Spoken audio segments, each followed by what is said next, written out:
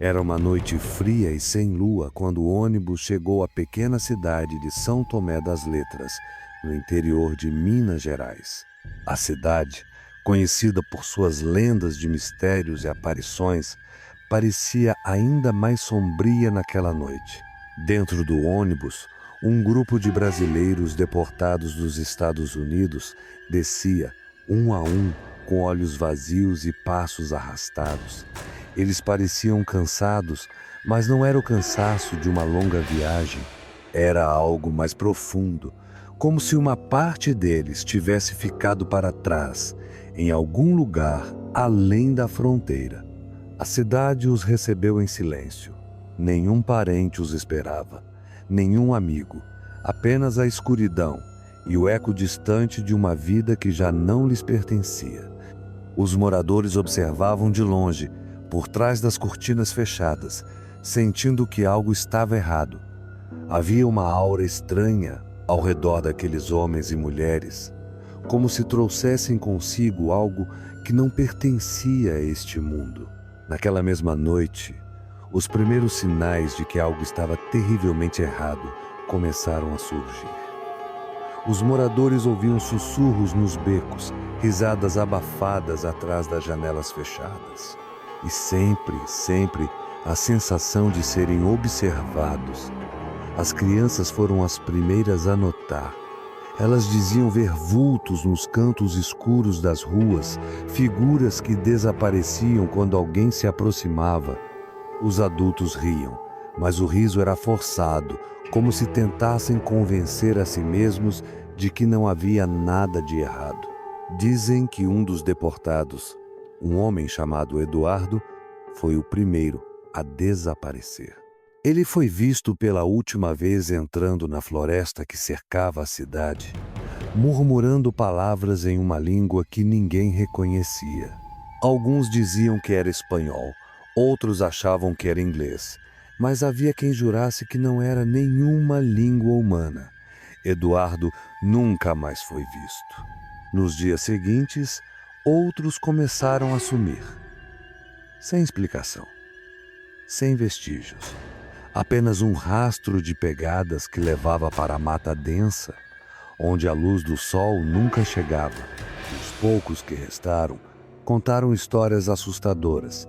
Diziam que os deportados não estavam sozinhos no ônibus naquela noite. Havia algo mais com eles, algo que os seguiu através do oceano, algo que não pertencia a este mundo.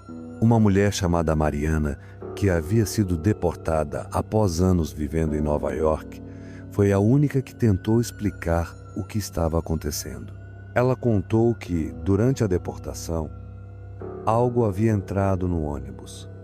Algo que não podia ser visto, mas que podia ser sentido. Uma presença fria e opressiva que sussurrava coisas em seus ouvidos, coisas que ela não conseguia entender, mas que a encheram de um medo profundo e primordial. Mariana desapareceu na terceira noite.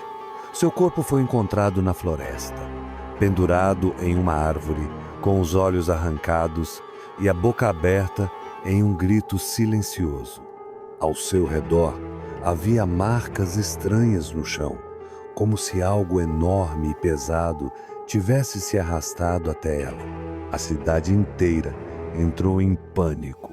As pessoas trancavam suas portas antes do anoitecer e evitavam sair de casa. Mas isso não adiantava. Os sussurros continuavam, mais altos agora, e as sombras pareciam se mover por conta própria. Alguns moradores juraram ter visto os deportados caminhando pelas ruas à noite, mas eles não estavam sozinhos. Havia algo com eles, algo grande e escuro que se movia como uma névoa espessa. Uma noite, a cidade inteira acordou com um grito que vinha da floresta, ecoando como um lamento. Quando os corajosos foram investigar, encontraram apenas uma coisa: o ônibus abandonado, coberto de musgo e ferrugem, como se tivesse ficado ali por décadas. Dentro dele havia apenas um bilhete, escrito em uma caligrafia trêmula: "Eles nos trouxeram de volta, mas não somos mais os mesmos." Desde então, a cidade nunca mais foi a mesma. Às vezes, nas noites mais escuras, ainda é possível ouvir os sussurros e ver sombras se movendo entre as árvores. São eles ou é aquilo que veio com eles? Ninguém sabe ao certo. Mas uma coisa é certa: algo voltou com aqueles deportados, algo que não deveria ter cruzado a fronteira. Cuidado, porque você nunca sabe o que pode estar voltando para casa.